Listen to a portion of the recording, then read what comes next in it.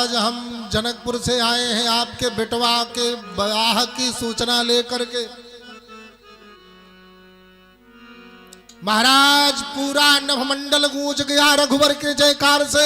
जिस धनुष को कोई महाबलशाली नहीं तोड़ पाया, उस धनुष को राम जी ने एक क्षण में तोड़ दिया।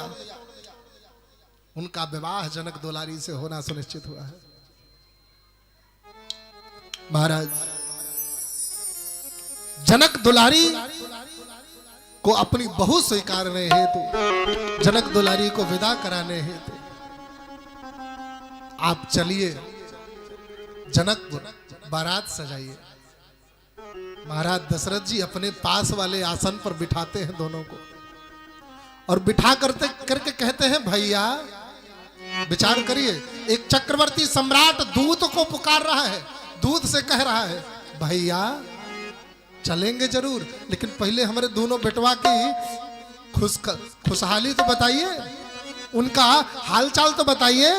भैया कहूं कुशल दो बारे, तुम नीके निज नयन निहारे। क्या आपने अपने आंखों से खूब बढ़िया से देखा है हमारे दोनों बालक एकदम ठीक ठाक तो है ना, उनको कोई परेशानी तो नहीं है, कोई दिक्कत तो नहीं है? और आपको कैसे पता कि वो मेरे ही बालक हैं? बोले श्यामल गौर धरे धनु भाथा, अभय किशोर कौशिक मुनि साथा। आप ही के बेटा है ना, एक ठो सामर है एक ठो गोर है, दोनों धनुष कंधे पर रखते हैं। अब जवान हो रहे हैं दोनों, अब कौशिक मुनि के साथ में गए हैं। आप ही के है ना कि दूसरे के हैं? बताइएगा।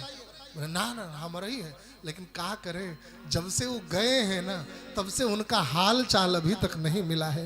जा दिनते मुनि गए लवाई, तब ते आज साच सुध पाई।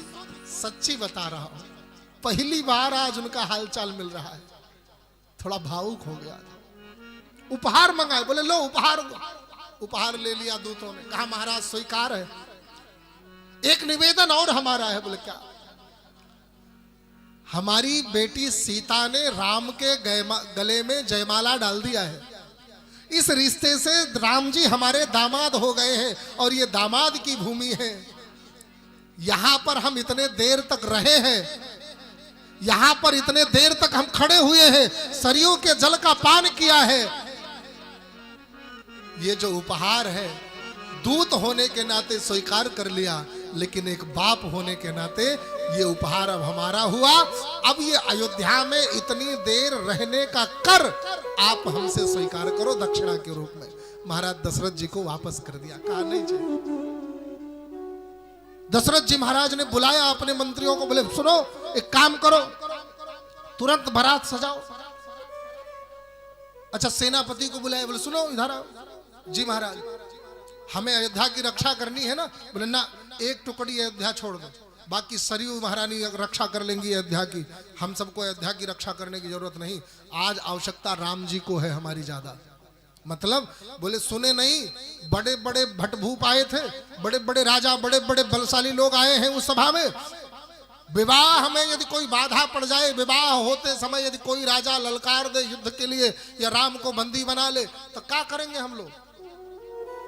बोले अस्त्र शस्त्र सब साज बनाई, रथी सारथिन लिए बुलाई, और जे जल चलही स्थल की नाई, ताप न बूढ़ बेग अधिकाई। बोले घोड़े ऐसे लेना जो जल में भी जमीन की भांति दौड़े, और ऐसे सारथियों को, ऐसे महारथियों को लेकर चलो जो काल के सामने भी युद्ध करने से भयभीत ना हो। लेकर चलो सबको। भावा लिखते हैं, बोले रथ चढ़ी चढ़ी रथ बाहिर नगर, लागी जुरन बरात, होत सगुन सुंदर सबही, जो जहि कारज जात।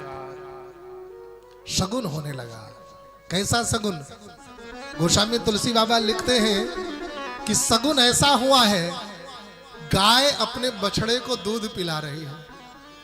एक सुहागिन बारात विदा करने की खुशी में एक हाथे में सेनूर रख करके सिंहोरा में और लगाते हुए बाहर निकल रही है। सेनुर लगाते हुए बाहर आ रही है। इससे अधिक शुभ क्या होगा, शगुन क्या होगा। एक ब्राह्मणों की टोली बैठी है अचानक से वृक्ष के नीचे, बड़ वृक्ष के नीचे, और वेद मंत्रों का पाठ कर रहे हैं। बोले अब इससे बड़ा शगुन क्या होगा, अब बारात चलनी चाहिए। बारात चली है, तब बाबा लिखे हैं कि